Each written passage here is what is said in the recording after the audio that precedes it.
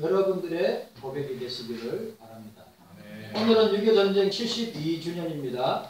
다시는 대한민국의 6.25 전쟁과 같은 전쟁이 일어나지 않기를 바라지만 여전히 북한은 김정은이는 미사일도 뭐 방사포도 미사일도 계속 쏘지만 핵실험을 하겠다고 합니다. 8차 핵실험인가? 여러분 거기에 들어가는 돈이 8천억이 넘습니다. 8천억이면 지금 뉴스에서 나오는 게 북한의 사람들 가운데 30만 명이 지금 30만 명이 아사지경에 있다고 합니다. 아사지경. 이 말은 먹지 못해서 굶어 죽어 가는 사람들이 30만 명 이상이랍니다. 8천억을 들어서 백성들은 저렇게 죽어가는데 미사일을 쏜다, 핵실험을 한다, 돈이 천문학적인 돈이 들어가는데도 불구하고 이 일을 하고 있는 것입니다. 그런 돈이면 북한에 있는 백성들을 굶기지 않고 배부르게 먹을 수 있는 돈이라고 합니다. 여러분들 기억하세요? 72년이 지나서 전쟁이 어떤 것일까? 여러분들이 궁금하고 또 여러분들이 전쟁이 과연 일어난다면 어떤 모습으로 나타날까? 그게 우크라이나 전쟁입니다. 72년 후에 21세기에 우크라이나 전쟁, 6.25 전쟁과 비교가 되지 않는 최첨단 무기를 가지고 여러분 옛날에는 멀리 피난 가고 도망가기만 하면 생명을 구할 수 있지만 요즘은 그냥 있는 게 낫습니다. 도망갈 필요도 없어요. 왜? 미사일이나 그런 최첨단 무기들이 어떻게 해요? 멀리 도망가는 사람이나 있는 사람이나 죽는 거는 매반 한 가지이기 때문입니다. 그래서 여러분들 교훈을 얻어야 됩니다. 우크라이나 전쟁으로 인해서 얼마나 전 세계가 고통을 당하고 있어요. 기름은 하늘 높은 줄 오르고 있죠. 물가도 하늘 높은 줄 모르고 오르고 있죠. 뭐 미국 연방은행에서는 금리를 4% 이상, 여러분 4%를 올린다는 거 어마어마하게 올리는 겁니다. 그러면 그 여파는 우리 대한민국에 있는 사람들에게 동일하게 적용됩니다. 지금 여러분 아시죠? 지금 은행 이자가 금리가 계속 우리나라 금리 다 올라가지고 은행 이자 계속 올라갑니다. 그러면 이자를 은행에 돈을 빌릴 사람들은 감당하지 못할 정도로 고통을 당할 것입니다. 계속 나오는 말이 이 수년 내에 2, 3년 내에 IMF보다 더 큰 금융위기를 맞이할 거니까 준비하라고 계속 언론과 방송에서 이야기합니다. 그건 뭡니까? 심각하다는 말입니다. 여러분들 오늘 이 전쟁의 참상과 참화를 갖다가 우리가 72년 전에는 우리 장장로님이나 권사님들은 다 경험하고 저희 부친이나 저희 어머니나 또 살아계시는 할아버지 할머니들의 전쟁에 대해서 제가 어릴 때부터 이야기 들을 때 얼마나 두렵고 공포스러운지 몰라요. 그런데 72년이 지난 지금 지구촌 반대편에서 지금도 1년이 될지 2년이 될지 모르고 전쟁을 하고 있습니다. 우리가 이 사실을 기억하고 6.25 전쟁 72주년을 그냥 우리가 기념하고 기억하는 것으로 끝나지 말고 우리가 늘 얼마든지 우리 대한민국의 한반도에 전쟁이 일어날 수 있다고 하는 사실을 기억하고 우리가 기도할 때 폐허석에서 완전히 무너져서 대한민국은 도저히 일어나지 못한다고 이야기했어요. 경제학자들이나 정치학자들이. 근데 대한민국은 지금 전쟁 72년 뒤에 대한민국 어떤 나라입니까? 경제 10위 나라입니다. 아무것도 없는 거죠. 그건 하나님의 은혜입니다. 네. 왜 하나님이 이렇게 우리를 복 주셨을까요? 세계 선교하라고, 영혼 구원하라고, 복음 전파하라고 이렇게 사명을 주십니다. 이걸 기억하시란 말이죠. 오늘 찰나란 말을 지난주에 생각했습니다. 어떤 일이나 현상이 이루어지는 바로 그때라고 이야기했습니다. 우리에게 일어나는 구원도 찰나로 일어난다고 할 수 있습니다. 자, 오늘 42절에 보시기 바랍니다. 이르되 예수여 당신의 나라에 임하실 때 나를 생각하소서. 오른편에 있는 강도는 나를 생각하소서, 나를 기억하소서 간청하는 것입니다. 생각하소서, 기억하소서, 자신을 기억해달라고 하는 것입니다. 죄에서, 주님 당신만이 나를 이 죄에서, 멸망해서, 당신만이 이 지옥에서 나를 건져주실 수 있습니다 라고 하는 고백이기도 합니다. 자, 43절에 우리 함께 읽도록 하겠습니다. 43절입니다. 시작. 예수께서 이르시되 내가 진실로 내게 이르노니 오늘 내가 나와 함께 나곤에 있으리라. 오늘 따라합시다. 오늘 내가 나와 함께 천국에 있으리라. 나곤이나 천국이나 같은 의미입니다. 자, 오늘이라고 했습니다. 주님의 나라의 현재성을 강조하는 표현뿐만 아니라 누가가 자주 쓰던 표현이었어요. 오늘. 네? 그러니까 여러분, 이 오늘이란 말은 주님 나라는 종말에 완성될 것이지만 주님을 믿고 영접한 자들은 현재, 지금 현재 하나님의 나라를 선취해 달라고 하는 표현이기도 합니다. 이미 하나님의 나라와 하나님의 통치를 받고 있다고 하는 것입니다. 그래 유명한 영어 표현 not yet, 아직은 아니지만 이미 이루어져 가고 있는 나라. 유명한 표현이죠. 오늘, 자, 오늘만이 내 날입니다. 오늘만이 구원의 날입니다. 바울이 말한 것처럼 지금은 은혜 받을 만한 때요 구원의 날이로다. 네, 말씀하셨어요. 우리가 이 사실을 기억해야 됩니다. 예수께서 믿고 회개하는 자들을 적극적으로 천국을 약속하시는 모습을 우리가 보게 됩니다. 예수께서 이르시되 내가 진실로 내게 이르노니 오늘 지금 내가 나와 함께 천국의 낙원에 있으리라고 말씀하였습니다. 누가복음 17장 21절에 하나님의 나라는 너희 안에 있느니라. 이미 하나님의 나라가, 주님의 나라가 우리에게 있음을 말씀하고 있는 것입니다. 예수님 십자가 양편의 이 두 사람의 반응은 얼마나 극적인 대조를 이루고 있는가. 무엇이 이 두 명의 강도들에게, 행악자들에게 차이를 만들어내었는가? 물론 우리들의 특별한 관심은 구원을 약속받은 강도에게 있습니다. 우리는 이 사람의 극적인 회심, 찰나의 구원을 그 무엇보다도 소중한 구원의 진리가 있음을 우리는 배우게 됩니다. 우리는 세상이 창조되고 사람을 만드신 이후에 역사상 가장 드라마틱한 한 영혼의 구원 사건을 우리가 보게 되는 것입니다. 여러분 제가 몇 번 말씀드렸죠. 제가 천당에 가면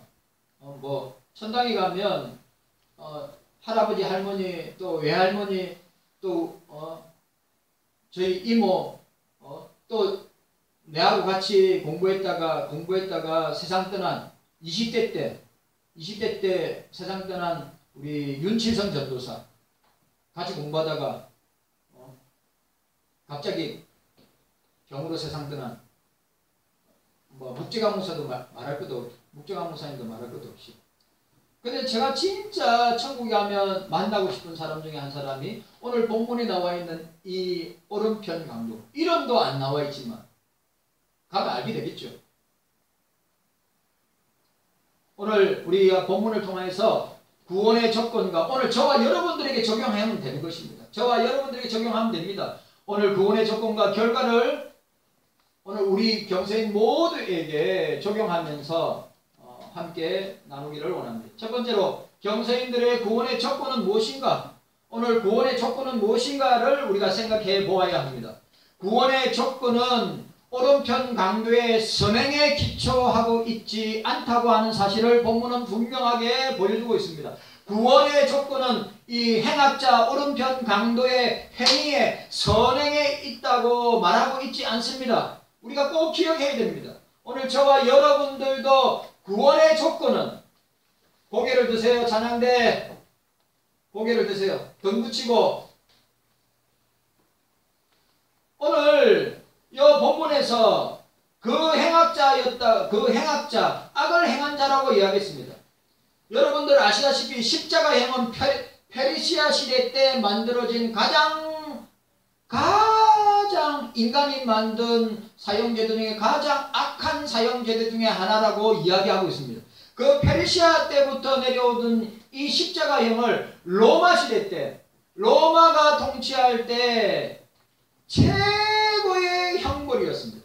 그리고 가장 악한 범죄자들에게 내려진 형벌이었습니다. 그리고 이 오른편에 있는 강도가 마지막 순간에 회개하였는데, 이제부터 회개한 자로서 세상에서 새로운 인생을 살아갈 기회가 주어지지 않았다고 하는 사실이에요. 여러분, 오른편에 달려있는 찬양대 고개 숙이지 말고 예배 집중하세요. 심각한 설교를 하는데 자면 됩니까? 졸지 말고. 그래, 오늘 여러분 여기 보세요. 예? 오늘 이 오른편 강도에게 새로운 인생과 삶을 살 기회는 주어지지 않았다고 하는 사실이에요. 그는 회개하자마자 십자가에서 죽음을 당하게 됩니다. 이 말은 구원은 살아있을 때만 가능하다는 것입니다. 여러분, 구원은 살아있을 때만 가능합니다. 자, 따라합시다. 구원은 살아있을 때만 가능합니다. 부자와 나사로 사건, 누가복음에 있는 부자와 나사로 사건을 통해서 알게 되는 것입니다. 제가, 여러분 보세요. 제가 큰아버지가 중환자실에 있을 때 6월 2일 날 제가 연애하고, 제가 또 세미나 갔다가 세미나 마치고 돌아오면서 다시 또 구원 상담을 하고 복음을 전하고 구원 상담하고 영접 기도하고 또 다시 확인하려고 제가 준비하고 있었습니다. 근데 세미나 중간에 돌아가셨다고 이야기했습니다. 그래서 제가 면회 갔습니다. 면회 가서 뭐라고 제가 기회되고, 여러분 제가 기회되고 이렇게 이야기했습니다. 큰아버지, 제가 그랬어요. 큰아버지, 자, 목에 호수를 꽂고 있고 저를 뚫어지게 쳐다보고 있으면서 제가 얘기했습니다. 큰아버지와 제가 만나는 이 시간이 마지막일 수 있는데, 이게 이 땅에서는 마지막일 수 있는데, 큰아버지 제가 먼저 복음부터 전하겠습니다. 그랬어요. 복음부터. 주 예수를 믿으라. 그리하면 너와 내 집이 구원을 얻으리라. 영접하는 자 곧 그 이름을 믿는 자들에게는 하나님의 자녀가 되는 권세를 주셔진 이는 혈통으로나 육정으로나 사람의 뜻으로 나지 않고 하나님께로 난 자예요. 제가 그렇게 또 이야기했습니다. 하나님이 세상을 이처럼 사랑하사 독생자를 주셨으니 이는 저를 믿는 자마다 멸망치 않고 영생을 얻게 하려 하심이니라. 너희는 마음에 근심하지 말라. 하나님을 믿으니 또 나를 믿으라. 그리하면 내가 나 있는 곳에 너희를 영접하여 너희와 함께 있을 것이라고 이야기했습니다. 다른 이로서는 구원을 얻을 수 없나니 천하 인간에게 구원받을 만한 이름을 내게 주신 일이 없느니라. 나는 부활이요 생명이니 나를 믿는 자는 죽어도 살겠고 살아서 믿는 자는 영원히 죽지 아니하니라. 너희가 이것을 믿느냐? 제가 복음을 제시했어요. 제가 얘기했어요. 큰아버지, 이거 믿습니까? 믿으시면, 제가 했어요. 믿으시면 저 손을 꼭 잡으세요. 저 손을 꼭 잡았어요. 제가 확인했습니다. 이거 믿습니까? 저 손을 꼭 잡아주세요. 그분도 그 어르신도 어릴 때 어머니 따라서 교회 열심히 다니고 신앙생활 열심히 하고 예수 잘 믿던 분이에요. 그래, 시험 들어서 저는 교회에 시험 들어서 어떤 연유로 교회에 시험 들어서 평생을 교회에 나가지 아니하는 사람들 주변에 많이 봤습니다. 저희 부친도 교회에서 시험 들어가지고 10년을 방황하고 교회 안 나가셨어요. 그래 회개하고 회심하여서 돌이키고 다시 교회에 돌아오셔가지고 지금까지도 교회를 위해서 주의 일을 위해서 충성하고 계시는 것을 보게 됩니다. 그런 사람들 되게 많습니다. 교회 시험 들어가지고 뭐 목사에게 교인들에게 아니면 뭐 다른 뭐 행사를 하다가 사람들에게 상처받고 교회를 떠나는 사람들, 그 떠나고 난 뒤에 돌아오지 못하는 사람도 있지만 찰나의 구원을 받아서 마지막에 돌아오는 사람도 있었습니다. 그분이 저에게 있었던 큰아버지였어요. 또 확인했습니다. 이거 믿습니까? 믿으시면 저 손을 꼭 잡아주세요. 그리고 제가 영접 기도를 했습니다. 사랑하는 예수님, 저는 죄인입니다. 영원히 멸망당하여서 지옥에 갈 죄인인데 저 죄를 위하여서 대신하여 예수님이 십자가에 못 박혀 죽으시고 다시 살아나셔서 지금도 하늘 보좌에 분에서 나를 위하여 기도하고 있음을 믿습니다. 저 지금 이 시간에 제 마음의 문을 활짝 열고 주님이 내 마음에 찾아오셔서 영원히 떠나지 마시고 나와 함께하여 주시기를 원합니다. 주님, 나를 구원해 주시옵소서. 예수님의 이름으로 간절히 기도하옵나이다. 아멘. 제가 또 물어봤습니다. 제가 그랬어요. 큰아버지, 지금 천국에 큰아버지의 아버지도 어머니도 계시고 사랑하는 아내도 천국에 있는데 지금 이 시간에 주님이 부르시면 아멘하고 천국에 가야 되지 않습니까? 그러면 이 천국을, 이 예수님을 믿으시면 저 손을 꼭 잡으세요. 저 손을 꼭 잡는 거 있죠. 꼭 잡고 안 놓는 거 있죠. 찰나의 구원. 오늘 저와 여러분들에게 이런 은혜가 있기를 바랍니다. 여러분, 구원은 절대로 선행에 의하여 구원받는 것이 아닙니다. 선행, 착함이 많이 했다고, 구제 많이 했다고, 내가 도덕적으로 윤리적으로 바르게 살았다고 구원을 얻는 것이 아닙니다. 성경은 우리가 선행을 추구한다 해서 그 선행으로 구원을 받을 수 없다고 성경은 주님은 선포하고 있는 것입니다. 여러분, 선행 자체가 잘못된 것이 절대 아닙니다. 여러분 아시죠? 선행 자체가 잘못된 게 아니에요. 우리가 구원받았으면, 여러분, 우리가 구원받았으면 구원받은 자들은 반드시 따라올 것이 뭡니까? 선한 행위가 따라와야 돼요. 예수 믿는 사람의 모습이 나타나고 그것이 따라와야 되는 것입니다. 우리가 행위로 성부 하나님을 만족시킬 수 없기 때문입니다. 성경에 나타난 이 행악자 강도의 구원은 무엇에 근거하고 있습니까? 그의 구원의 조건은 오늘 본문에 보니까 두 가지입니다. 첫 번째, 그가 죄인됨을 십자가의 주님 앞에서 인정하고 고백하고 있다고 하는 것입니다. 자, 따라합시다. 나는 죄인입니다. 그가 구원받을 수 있었던, 그는 구원받을 조건이 하나도 없는 죄인이었습니다. 맞지요? 왜냐하면 그가 십자가에 달릴 때까지 그가 한 일은 사람을 죽이고 도둑질하고 강도짓을 하였던 사람입니다. 그렇기 때문에 그가 구원받을 수 있는 조건은 자기의 죄인됨을 고백하고 십자가에 함께 달려있는 주님에게, 주님 나는 죄인입니다 라고 인정하고 고백하는 것입니다. 자, 따라합시다. 따라하세요. 나는 죄인입니다. 여러분 일반 보통 사람들이 이 고백할 수 있을까요? 없을까요? 못합니다. 내가 왜 죄인이야? 내가 죄 지은 것이 없는데, 내가 얼마나 도덕적으로 윤리적으로 바르게 살았는데 왜 내가 죄인이야? 라고 보통 반문합니다. 그런데 여러분들 꼭 기억하시기 바랍니다. 하나님, 이 땅의 모든 사람들은 다 죄인입니다. 이 땅에 있는 모든 사람들은 다 죄인입니다. 여러분, 그 죄인들에게 필요한 것은 바로 구원자 되시는 십자가에 달려 계시는 주님이 필요한 것입니다. 자, 둘째로 그에게 필요한 것은 뭡니까? 예수님께 구원을 간청하는 것입니다. 여러분, 첫 번째 뭐라고요? 내가 죄인됨을 고백하는 것입니다.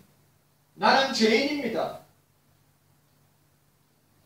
박인선 목사님이 임종하실 때, 그리고 박인선 목사님이 제자들에게 경건회 때나 제자들에게 그리고 설교할 때마다 늘 하시던 표현이 있습니다. 나는 80년 묵은 죄인입니다. 저는 86년 묵은 죄인입니다. 박인선 목사님이 늘 고백하시던 것. 제자들 앞에서 설교하는 가운데 박인선 목사님 고백, 나는 86년 묵은 죄인입니다. 라고 하는 고백이었어요. 경성교회 성도 여러분들, 애들이 태어나도 죄인입니다. 10대, 20대, 30대, 40대, 50대, 60대, 70대, 80대, 아니 한 세기를 살아 100년을 살아도 여전히 죄인인 것입니다. 우리는 늘 주님의 십자가 앞에서, 늘 주님 앞에서 주님, 나는 죄인입니다 라고 고백할 수 있어요. 의인은 없나니 하나도 없다고 했습니다. 선을 행하는 자 하나도 없다고 하였습니다. 그리고 그 오른편에 있는 강도의 구원의 조건은 무엇입니까? 예수님 나를 기억하소서, 예수님 나를 생각하소서, 예수님께 자신의 구원을 간청하는 것입니다. 요구하는 것입니다. 호소하는 것입니다. 자, 41절 보시기 바랍니다. 41절. 자, 41절 함께 읽도록 하겠습니다. 41절. 자, 41절 함께 읽습니다. 시작. 우리는 우리의 행한 일에 상당한 보응을 받는 것이니 이에 당연하거니와 이 사람의 행한 것은 옳지 않은 것이 없느니라 라고 하였습니다. 자, 여러분 칼빈은 이렇게 주석하였습니다. 제가 읽어드리도록 하겠습니다. 참 칼빈의 주석만큼, 칼빈의 주석이 굉장히 어려워요. 근데 어려운데 그 칼빈의 주석의 내용 가운데 다른 주석가들이 표현하지 못하는 이 표현들이 있다. 자, 오늘 41절을 이렇게 칼빈은 주시겠습니다. 정죄받은 것을 꾸중의 근거로 삼는 것이 그리스도에게도 그대로 적용될 수 있기 때문에 이 도둑은 여기서 그를 자기 자신과 동료의 고통에서 구별하고 있습니다. 예수님이 당하는 고통과 자기가 당하는 고통이 다르다는 것입니다. 그는 자신과 친구는 당연한 벌을 받고 있지만 자신의 죄가가 아니라 그의 원수들의 잔인성으로 말미암아 처형을 받게 되는 그리스도의 경우는 다르다는 점을 인정하고 있습니다. 앞서 내가 지적한 대로 이 도둑은 그가 자신의 행동에 합당한 보응을 받고 있다는 점을 인정하는 거기에 하나님께서 우리 모두에게, 오늘 여기 우리한테 적용할 수 있습니다. 이 강도의 이 표현이 거기에 이 도둑은 그가 자신의 행동에 합당한 보응을 받고 있다는 점을 인정하는 거기에 하나님께서 우리 모두에게 요청하시는 회개를 입증해 보여주고 있습니다. 그러니까 강도의 회개가 우리도 그렇게 회개해야 한다고 한다는 것입니다. 이 시대는 회개를 모르는, 회개할 줄 모르는 한국교회, 회개할 줄 모르는 그리스도인들,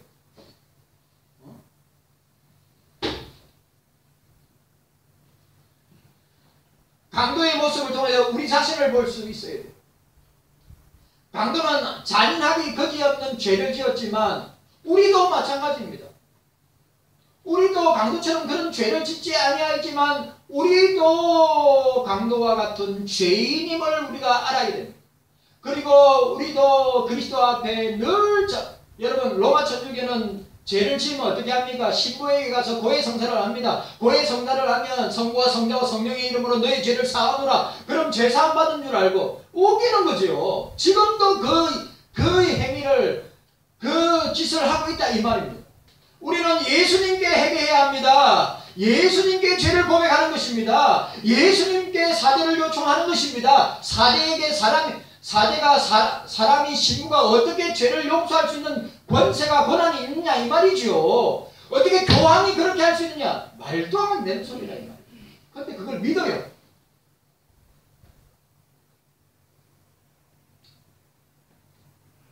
하나님께서 우리 모두에게 요청하시는 해결을 입증해 보여주고 있다.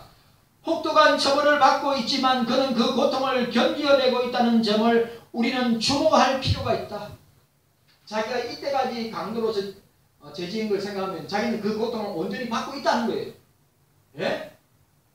오늘 저와 여러분들도 마찬가지예요. 오른편 강도가 아니더라도 오늘 저와 여러분들도 알고 지은 죄, 모르고 지은 죄, 입술로 지은 죄, 마음으로 생각으로 지은 그 죄 때문에 아파하고 고통스러워해야 한다고 하는 사실입니다. 그러나 그 죄를 회개할 때 주님이 용서해 주신다.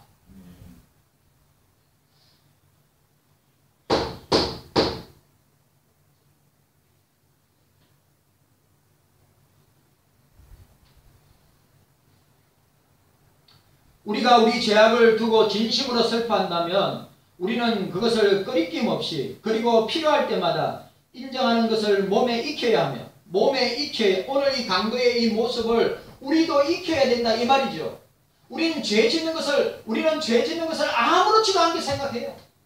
그 죄에 따라오는 결과가 얼마나 고통스러운가, 얼마나 괴로운가, 얼마나 내 죄성으로 인하여 당하는 그 고통이 얼마나 심각한가를 강도의 모습을 통해서 우리도 함께 그렇게 느껴야 된다는 것이에요.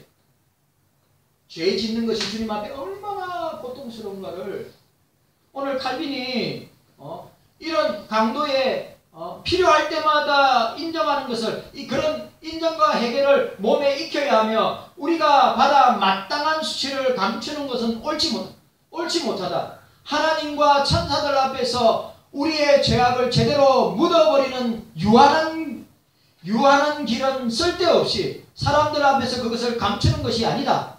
위선에 행사하는 모든 계략 가운데 가장 상투적인 것은 남들을 자신에게 끌어들이는 나머지 그들을 핑계로 자신을 변명하는 일이에요. 그러니까 자기 죄에 대해서 솔직하게 회개하고 자고고 동의하는 것이 아니라 저 사람 때문에 내가 죄였다. 저 사람 때문에 내가 이렇게 되었다.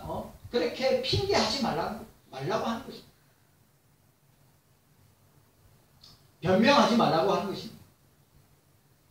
여기가 중요합니다. 하지만 이 도둑은 그 그리스도의 무죄성을 그대로 고백할 뿐만 아니라 뭐라고요? 이 도둑은 이 강도는 그리스도의 무죄성을 그대로 고백할 뿐만 아니라 자신과 자신의 동료에 대해서 있는 그대로 끄리낌 없이 정죄하고 있다. 너 죄 때문에 십자가에 죽고 있는 거야.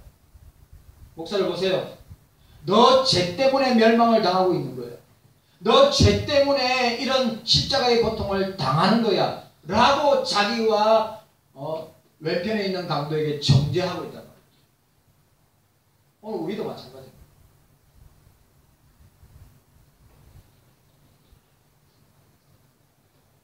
예수님의 십자가의 달리심과 강도들의 십자가는 구별되어지고 있다고 하는 사실입니다. 예수님의 죽으심은 자신의 죄 때문이 아닌 다른 이유임을 강도조차도 이해하고 있다. 예수님의 죽으심은 자신의 죄 때문에 죽으심이 아니라 바로 나 때문에 죽으시는구나. 이거 얼마나 놀라운 성령의 깨달음이냐 말이죠. 경서교회 성도 여러분들, 예수님의 십자가의 죽으심은 예수님의 죄 때문이 아니라 예수님은 죄가 없으신 분이에요. 예수님의 십자가의 죽으심은 내 죄 때문에 죽으시는구나. 오른편 강도가 그걸 깨달은 거예요. 그건 성령이 역사하셔야 알고 깨닫는 것이란 말이죠. 왼편의 강도는 전혀 십자가에 달려있는데 그 고통을 참지 못하여 예수를 저주하고 오른편에 있는 강도도 저주하고 있는데 그 오른편에 있는 강도는 예수님이 내 죄 때문에 고통을 당하시고 내 죄 때문에 십자가에 죽어 가시는구나 라고 하는 것을 깨달았다 이 말이죠. 이 성령께서 깨닫게 하시고 성령께서 그의 눈을 열어주셔야지만이 아는 놀라운 역사란 말이죠. 여러분, 저와 여러분들이 죄 지을 때마다 예수님의 십자가의 고통이 바로 저와 여러분들의 죄 때문이라는 것을 기억하셔야 해요. 농담 아닙니다. 나의 죄 때문에 예수님이 십자가에 고통을 당하시고 십자가에 달리시고 십자가에 죽으시는 것이, 저 사람 때문에, 저 사람 죄 때문에, 누구 죄 때문에 핑계대지 말고 돌려대지 말고 내 죄 때문이다. 나의 죄 때문이다. 목사의 죄 때문이다.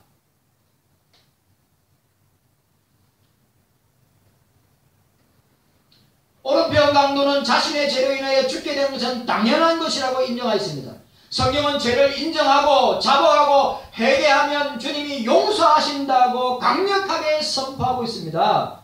요한일서 1장 9절에 만일 우리가 우리 죄를 자백하면 그는 미쁘시고 의로우사 우리 죄를 사하시고 모든 불의에서 우리를 깨끗게 하실 것을 믿습니다. 믿습니까? 여러분 믿어요? 우리 죄를 사하시고 모든 불의에서 우리를 깨끗게 하여 주실 줄 믿습니다. 지금 이 시간에도 마찬가지란 말이죠. 시편 32편 5절에 내가 이르기를 내 허물을 여호와께 자복하리라 하고 주께서 내 죄를 아시고 내 죄악을 숨기지 아니하였더니 곧 주께서 내 죄악을 사하셨나이다 라고 다윗은 고백합니다. 우리 죄를 인정하고 자백하는 순간 구원의 역사는 시작된다고 하는 사실을 우리가 기억해야 됩니다.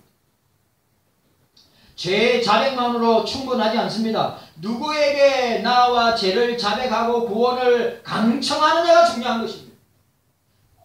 이 말 중요한 것입니다.